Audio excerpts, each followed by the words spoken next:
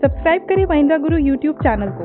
अगर आपने सब्सक्राइब कर रखा है तो नोटिफिकेशन बेल पर क्लिक करें ताकि आपको सारे वीडियोस का अलर्ट मिलता रहे। Thank you.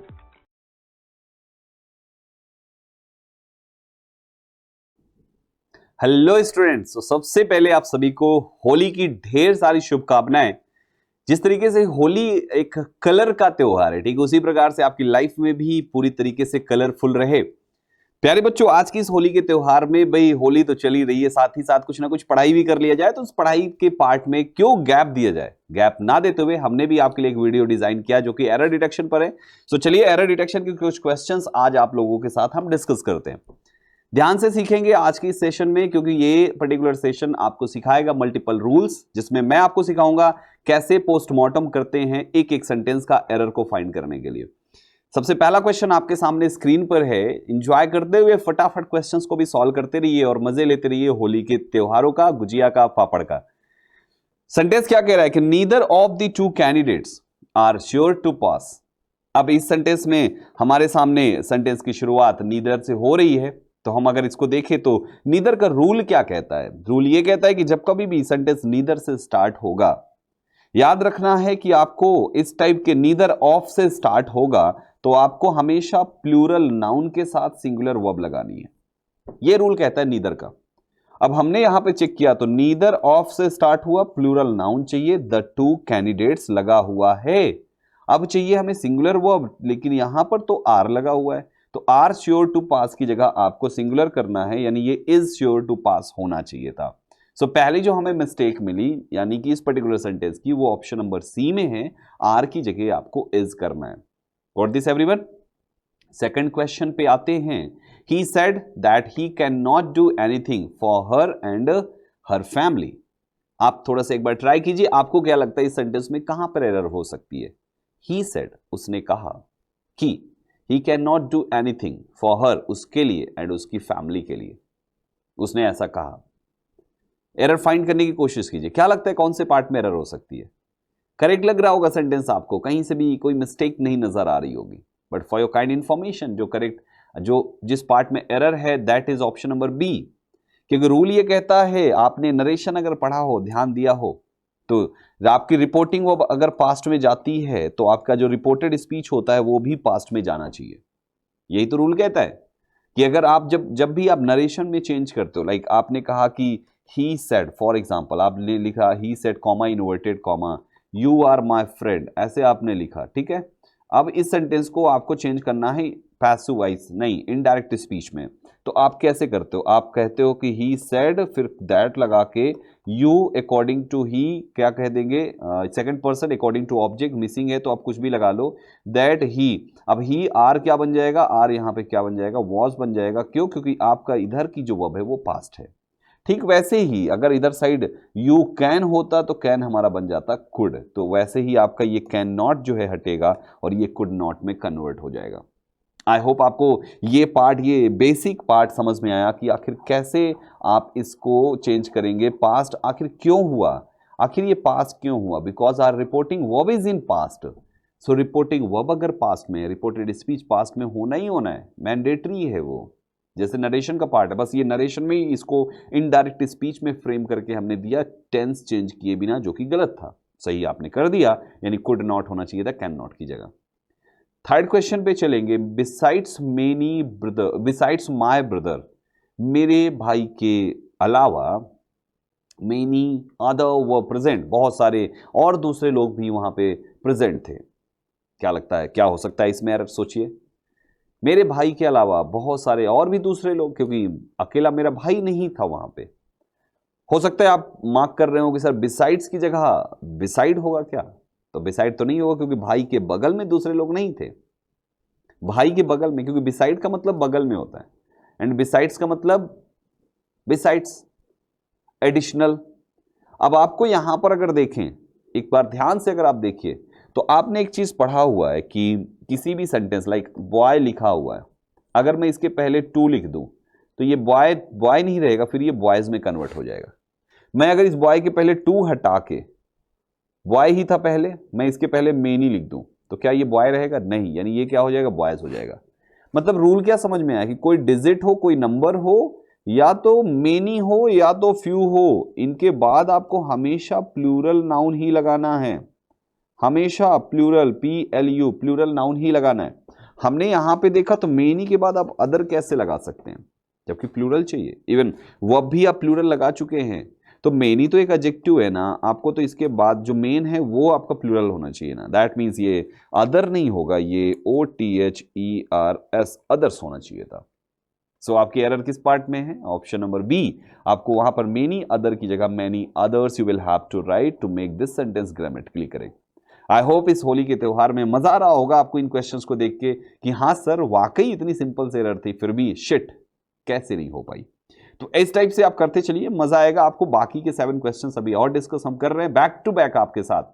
इस टाइप की एरर आती है, बस कॉन्सेप्ट्स क्लियर रखिए, आसान होगा आपके लिए एरर्स फाइंड करना। 4th क्वेश्चन उठाते हैं। I dreamed of a society where everyone were equal. क्या लगता है क्या होना चाहिए यहां पे?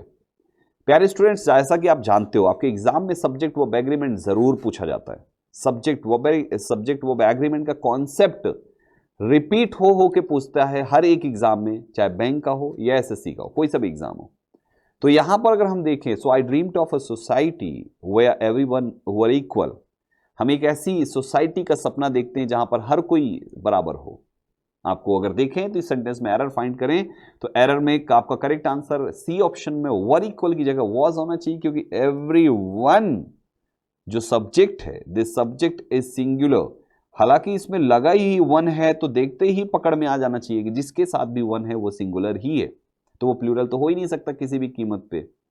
तो सही जवाब में आपको एवरीवन वर इक्वल की जगह आपको करना है एवरीवन वॉज इक्वल, राइट। आपको एवरीवन वॉज इक्वल करना है ताकि ये पूरी तरीके से ग्रामेटिकली करेक्ट हो।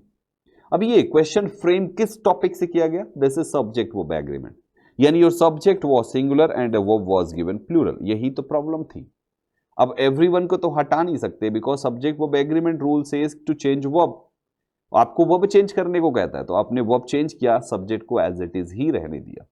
आई थिंक सब्जेक्ट वर्ब एग्रीमेंट का ये स्पेशल कॉन्सेप्ट भी आपको अच्छे से समझ में आया होगा।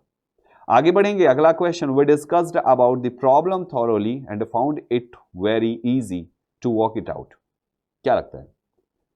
सोचिए अगर इसमें क्या एरर हो सकती है। We discussed about the problem thoroughly, हमने प्रॉब्लम के बारे में बहुत ही गहराई से फटाफट डिस्कस किया and found it very easy, और इसको बहुत ही आसान पाया टू वर्क इट आउट, इसको सॉल्व करने के लिए या इसके साथ इस प्रॉब्लम के साथ काम करने के लिए, सॉल्व करने के लिए। तो उसके बारे में हमने डिस्कशन किया।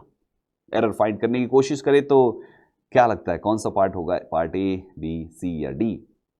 जी हाँ, बिल्कुल सही गेस किया आपने, ऑप्शन नंबर यहां पर ए ही होगा, क्योंकि डिस्कस वर्ड को एज अ वर्ब जब यूज करते हैं तो हम उसके साथ प्रीपोजिशन अबाउट कभी नहीं लगाते। डिस्कस वर्ड को एज अ वर्ब अगर आप यूज करोगे, अबाउट कभी भी नहीं आता है, ये पॉइंट याद रखिएगा। सो आपको यहां से अबाउट हटाना है फ्रॉम पार्ट नंबर ए, आपको ए पार्ट से प्रीपोजिशन अबाउट रिमूव करना है, यानी करेक्ट सेंटेंस होना चाहिए we discussed the problem thoroughly. आप ये नहीं कह सकते we discussed about the problem, right. We discussed about तभी होता जब ये डिस्कस वर्ड जो वर्ब है इसको आप एज अ नाउन इस सेंटेंस में प्रेजेंट कर रहे होते, यानी सेंटेंस होता वी मेड अ डिस्कशन। समझिएगा, अगर ये सेंटेंस क्या होता, वी, यहां पे मैं लिख दे रहा हूं वी मेड अ डिस्कशन। अब आप यहां पर इसके बाद लगाते अबाउट दी प्रॉब्लम, अब आप यहां पे अबाउट का यूज कर सकते हैं, बट ऐसा तो कोई है नहीं हमारे पास, हम वर्ब को उठा के बनाएं नाउन और इतने सारे एक्स्ट्रा वर्ड लगाएं, अलग से वर्ब लगाएं, तो ये सारी चीज करने से बेटर है just remove this one, rest all are fine, right. तो केवल आपको अबाउट हटाना है, बाकी सब सही है, कोई मिस्टेक नहीं है किसी में भी। 6th क्वेश्चन पे आते हैं, if I was he I would not accept this offer. अगर मैं उसकी जगह पे होता तो मैं ऑफर एक्सेप्ट नहीं करता, यानी ऑफर मैंने एक्सेप्ट नहीं करता कब? जब मैं उसकी जगह पे होता। एक बात क्या समझ में आई कि मैं उसकी जगह पे तो था ही नहीं, तो ऑफर एक्सेप्ट करने की तो बात ही नहीं आती। होता तो एक्सेप्ट करता या नहीं करता वो अलग बात है, लेकिन होता तो नहीं करता, ये इस लाइन ने कहा। तो एक बात समझ में आया कि हम तो जब थे ही नहीं तो बात ही खत्म, दैट मीन्स ये अनफुलफिल्ड कंडीशन है। तो ये एक कंडीशनल सेंटेंस हो गया। और कंडीशनल सेंटेंस में जब ऐसी कंडीशन होती है तो हर सब्जेक्ट के साथ आपको एक ही वर्ड लगाते हैं, दैट इज वर। यानी आपकी सेंटेंस में ऑप्शन नंबर ए में प्रॉब्लम है, जहां पे वॉज की जगह आपको वर यूज करना है। यानी इफ आई वर ही होना चाहिए था, if I were he I would not accept. अच्छा, अब आपने क्या सोचा है कि आई के साथ तो हमेशा वॉज ही लगाते हैं, आई के साथ तो हमेशा वॉज आता है, लेकिन ऐसी कंडीशन में आई के साथ वॉज नहीं आएगा, आई के साथ वर आएगा। इवन ही है ना, तो इसके साथ भी आपको वर ही लगाना है, जबकि ही के साथ भी तो इज ही आता है। लेकिन ऐसी कंडीशन में आप ही के साथ भी वर लगाएंगे, शी के साथ भी वर लगाएंगे, इट के साथ भी वर लगाएंगे, और प्लूरल है तो दे के साथ भी लगाएंगे और वी के साथ भी लगाएंगे। उनके साथ तो आता ही आता है, राइट। जिनके साथ नहीं आता उनके साथ भी लगाएंगे, क्योंकि अनफुलफिल्ड कंडीशन में हमेशा हर सब्जेक्ट के साथ वर आता है, राइट। आगे बढ़ेंगे, 7th question, the new dish that he ordered is testing good. जो नई डिश जो उसने ऑर्डर की उसका टेस्ट बहुत अच्छा है, क्या लगता है क्या होना चाहिए? सोचिए थोड़ा सा इस सेंटेंस के बारे में, आपको बहुत ही प्यारी सी एरर मिलेगी इसमें से। द न्यू डिश, जो नई डिश, दैट ही ऑर्डर्ड, जो उसने ऑर्डर किया, इज टेस्टिंग गुड, उसका टेस्ट अच्छा है। So for your kind information, यहां पर टेस्टिंग गुड नहीं होता, इज टेस्टेड गुड होना चाहिए था। यानी जो डिश उसने ऑर्डर करी उसकी टेस्टिंग गुड नहीं है, उस टेस्ट उसका गुड है, is tasted good, good taste का वो है। तो टेस्ट ऐसा नहीं कि गुड होता जा रहा है, क्योंकि आईएनजी आप लगाओगे इसका मतलब ये हो रहा है, कंटिन्यू है ये, और ये कंटिन्यू मोशन में नहीं है, ये चीज ऑलरेडी है, उसका कंप्लीट है, अच्छे टेस्ट का ये ऑलरेडी कंप्लीट है। So that's why it should be tested good, it can not be testing good. Getting this everyone? आगे बढ़ेंगे, 8th question, being a holiday they went out for a picnic. क्या लगता है क्या हो सकता है इसमें एरर? सोचिए, being a holiday they went out for a picnic. दिखने में तो सेंटेंस बिल्कुल सही लग रहा होगा, ऐसा लग रहा होगा इसमें तो कोई एरर ही नहीं है, बिल्कुल सही है सर, इसमें कोई एरर नहीं है सर, नो एरर टिक कर दीजिए। बट थोड़ा सा ध्यान से कॉन्सेप्ट अप्लाई कीजिए। आप जानते हैं दुनिया का कोई भी काम को आप इंग्लिश की भाषा में बोलेंगे वर्ब, बिना सब्जेक्ट का नहीं आ सकता है। अगर आप खेलने को काम कहते हो तो खिलाड़ी हैं, पढ़ने को काम कहते हो तो पढ़ाकू हैं, मारने को काम कहते हो तो मारने वाले हैं। तो एक बात समझ में आई कि काम तो बाद में, पहले कर्ता पहले आया। तो एक बात क्लियर क्या है कि जितने भी काम उतने कर्ता होने मैंडेटरी हैं। अब आइए काम चेक कर लेते हैं। हमारे पास एक काम ये है, दूसरा काम हमारे पास ये है, वेंट। वेंट कौन हुआ? Went out for a picnic. Picnic के लिए बाहर कौन गया? तो पता चला दे गया बाहर पिकनिक के लिए। अब क्या ये दे जो है बीइंग के लिए भी है? दे बीइंग अ हॉलीडे नहीं होता, हॉलीडे का सब्जेक्ट दे नहीं होता, यानी कि इस बीइंग का ये जो काम है, इस काम का कर्ता गायब है, यहां से कहीं छिपा हुआ है। एंड दैट कर्ता for holiday will be IT, it. आपका करेक्ट आंसर में आपको बोलना है इट बीइंग अ हॉलीडे, तब ये करेक्ट होगा। अगर आगे कोई ऐसा सेंटेंस होता जहां पर इस जगह पर इट आ सकता, यहां पे इट आ सकता, तो आपको इस इट को लगाने की जरूरत नहीं पड़ती। क्यों? क्योंकि ये इट इधर के लिए भी हो जाता और ये इट इधर के लिए भी हो जाता। बट ऐसा है नहीं, ऐसा है नहीं। तो आपको क्या करना है, इसका सब्जेक्ट अलग और उसका सब्जेक्ट अलग मार्क करना ही पड़ेगा। Got this everyone? आगे बढ़ेंगे, next question, Hemant is anxious not only to acquire knowledge but also eager to display it। सोचिए क्या लगता है? बहुत ही सिंपल सा कॉन्सेप्ट है, केवल पोजीशन डिस्टर्ब करके दी गई है।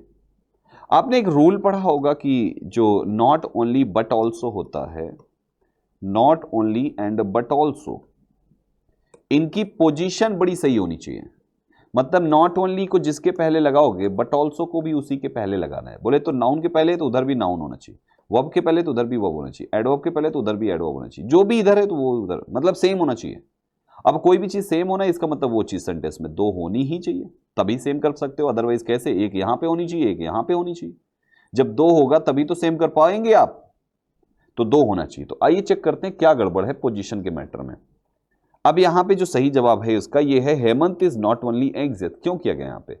यानी नॉट ओनली को उठा के यहां पे क्यों लगाया गया? क्यों? क्योंकि हेमंत ही ये है और हेमंत ही ईगर है टू डिस्प्ले। तो बट ऑल्सो तो ईगर के पहले लगा है, बस नॉट ओनली इसके पहले नहीं लगा, तो ये गलत हो गया।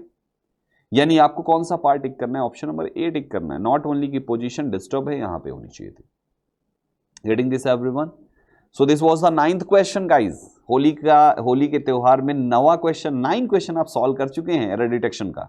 एंड 9 क्वेश्चंस में आपने कई रूल्स भी सीखे हैं। मजा आ रहा होगा, उम्मीद है आपको मजा आ रहा होगा। और आपके इस पर्टिकुलर वीडियो के लाइक्स, कमेंट्स एंड शेयर हमें बताएंगे कि आपको ये पर्टिकुलर वीडियो और हमारा एफर्ट होली के त्योहार पे आपको कैसा लगा। आइए एक और क्वेश्चन, लास्ट क्वेश्चन बचा हुआ है, इसको भी डिस्कस कर लेते हैं। It upset her at seeing her son in such pain. क्या होना चाहिए यहां पे, सोच के देखिए यहां पे। It upset her at seeing her son in such pain. तो करेक्ट आंसर क्या लगता है आपको? ए होना चाहिए, बी होना चाहिए, सी होना चाहिए, या तो ऑप्शन नंबर डी होना चाहिए।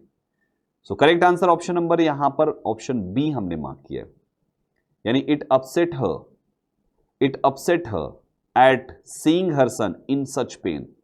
तो आपका यहां पर जो है कि it upset her at seeing her son जो है वो it upset her on seeing her son in such pain होना चाहिए। यानी इस एट की जगह पे आप एक चीज देखेंगे, तो पहला यहां पे इस एट की जगह पे हमने इस सेंटेंस को मल्टीपल बनाया। इस एट की जगह पे आपको पहले तो ऑन करना है, on seeing her son in such pain, यानी वो उसको अपसेट करता है अपने बेटे को पेन में देखने पे। और दूसरा इट लगा हुआ है, दिस इज सिंगुलर, तो आपको फाइंड करना था, इसको भी आपने मिस कर दिया। इट सिंगुलर है तो ये अपने साथ सिंगुलर वर्ब लेगा, तो इट अपसेट्स हर होना चाहिए, क्योंकि इसको आप प्रेजेंट इंडेफिनिट में फ्रेम करेंगे। तो it upsets her on seeing her son in such pain. तो आपका ऑप्शन नंबर ए में भी यहां पर मिस्टेक है, दैट इज आपको यूज करना है क्या? Upsets, right. और दूसरा यहां पे ऑन करना है। So in this way this was the last question guys. 10 question हमने पूरे डिस्कस किए। उम्मीद है आपको इन 10 क्वेश्चंस को सॉल्व करने में बहुत मजा आया होगा। स्पेशली अच्छी बात यह है कि होली के बैकग्राउंड में, होली के त्योहार में गुजिया पापड़ खाते समय आपको ये गिफ्ट के रूप में ये पर्टिकुलर वीडियो मिला, जिसको देखने से आपने केवल होली के विशेष ही नहीं बल्कि बहुत सारे कॉन्सेप्ट्स भी यहां पर पाया।